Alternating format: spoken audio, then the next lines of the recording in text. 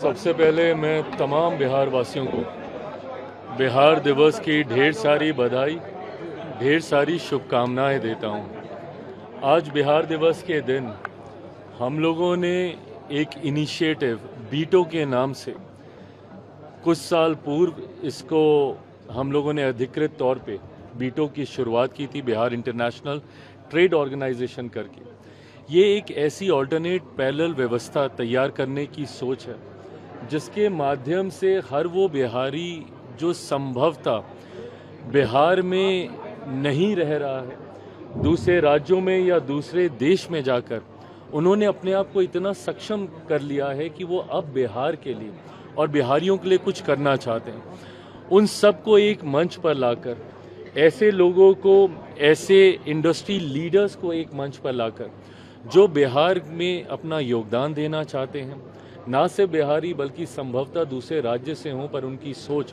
बिहार को विकसित राज्य बनाने की हो, उन सबको एक मंच पर लाकर बिहार में अलग अलग क्षेत्र में कार्य करने की सोच के साथ बीटो को तैयार किया गया है।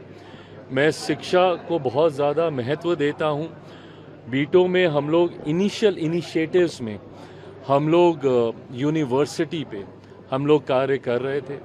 आज जिस तरीके से उसकी घोषणा भी और आज हम लोग LOI भी साइन कर रहे हैं, उसके माध्यम से बहुत जल्द बिहार में एक ग्लोबल स्टैंडर्ड की एक यूनिवर्सिटी मेरे नेता, मेरे पिता आदरणीय रामविलास पासवान जी के नाम पर उसका जल्द ही भूमि पूजन करके निर्माण कार्य शुरू किया जाएगा और जल्द ही सत्र की भी शुरुआत की जाएगी। मैं स्वास्थ्य के क्षेत्र को भी उतना ही महत्व देता हूं और मैं चाहता हूं कि बिहार के हर एक ब्लॉक में एक मल्टी स्पेशलिटी हॉस्पिटल हम लोग खड़ा कर सकें, तैयार कर सकें। उस दिशा में भी हम लोगों ने आज पहल शुरू की है। अलग अलग क्षेत्र में स्टार्टअप्स को कैसे हम लोग बढ़ावा दे सकें, कई ऐसे क्षेत्र में आज हम लोग LOI साइन करके, और ये सिर्फ लेटर ऑफ इंटेंट ही नहीं होगा बल्कि जल्द इसको धरातल पर उतारने की सोच के साथ बीटो आगे बढ़ रहा है। मेरे प्रधानमंत्री 2047 तक भारत को एक विकसित देश बनाना चाहते हैं। भारत विकसित तब बनेगा जब बिहार का हर एक गांव, हर एक परिवार विकसित बनेगा। उस दिशा में बीटो अपना महत्वपूर्ण योगदान सरकार के साथ कदम से कदम मिलाकर देने के लिए तैयार है।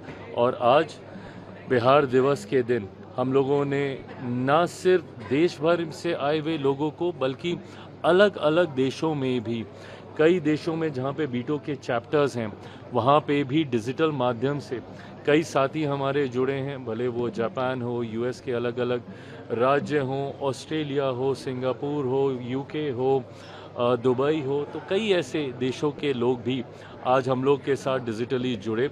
हम लोगों ने न सिर्फ बिहार दिवस की शुभकामनाएं दी बल्कि बीटो क्या क्या इनिशिएटिव्स आने वाले दिनों में करने जा रहा है उस पर भी आज विस्तृत चर्चा हुई। यूनिवर्सिटी कहाँ बनेगी? मैं बहुत जल्द इसकी 2-1 जगहें हम लोगों ने चिन्हित कर रखी हैं और मुझे लगता है बहुत जल्द मैं खुद एक बार व्यक्तिगत तौर पर वहां जाकर एक बार निरीक्षण करना चाहता हूं और मुझे लगता है बहुत जल्द इसकी घोषणा की जाएगी।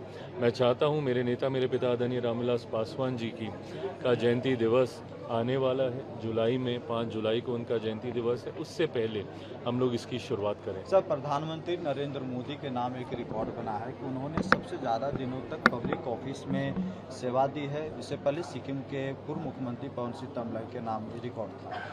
मैं मेरे प्रधानमंत्री जी को विशेष तौर पर, ये उपलब्धि सिर्फ उनकी उपलब्धि नहीं है, मैं मानता हूँ कि ये उपलब्धि हर उस देशवासी की है जिन्होंने मेरे प्रधानमंत्री पर विश्वास रखा, उनकी सोच पर विश्वास रखा। और ये कोई सामान्य बात नहीं है।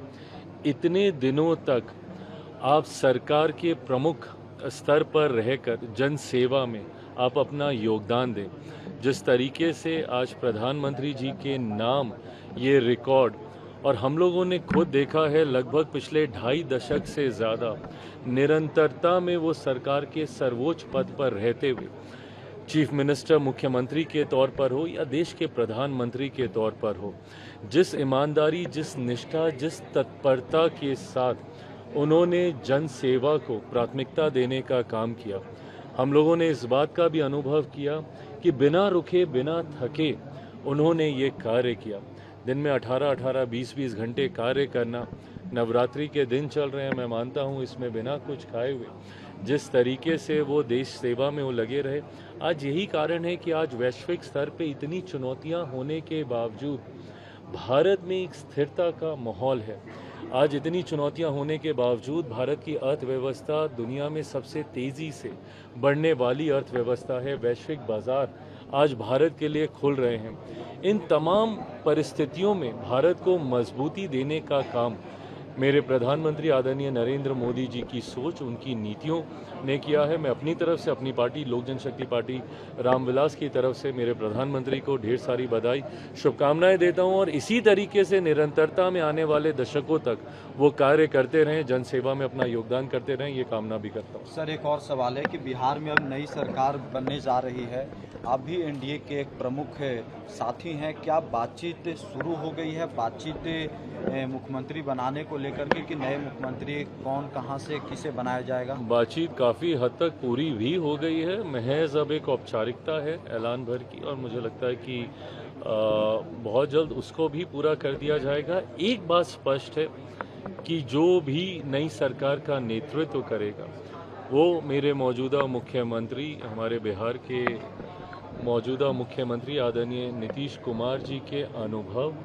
मार्गदर्शन, उनकी सोच पर चलने वाला वो नेतृत्व होगा। एनडीए उतनी ही एकजुटता के साथ, एनडीए के पांचों घटक दल उतनी ही एकता के साथ नए नेतृत्व का भी समर्थन करके बिहार को विकसित राज्य बनाने की सोच को आगे लेकर बढ़ने का कार्य करेंगे। आपकी पसंद भी सम्राट चौधरी ही है सर, क्योंकि जीतन राम मांझी ने साफ साफ कह दिया है कि उन्हें बनाया। जैसा मैंने कहा कि गठबंधन के भीतर ये बातें चल रही हैं और मैं हमेशा इस बात का पक्षधर रहा हूँ कि जब तक गठबंधन की बातचीत औपचारिक तौर पर सार्वजनिक ना हो उसके ऊपर चर्चा नहीं करनी चाहिए, बट मुझे लगता है कि बहुत जल्द नाम की घोषणा कर दी जाएगी। Thank you sir.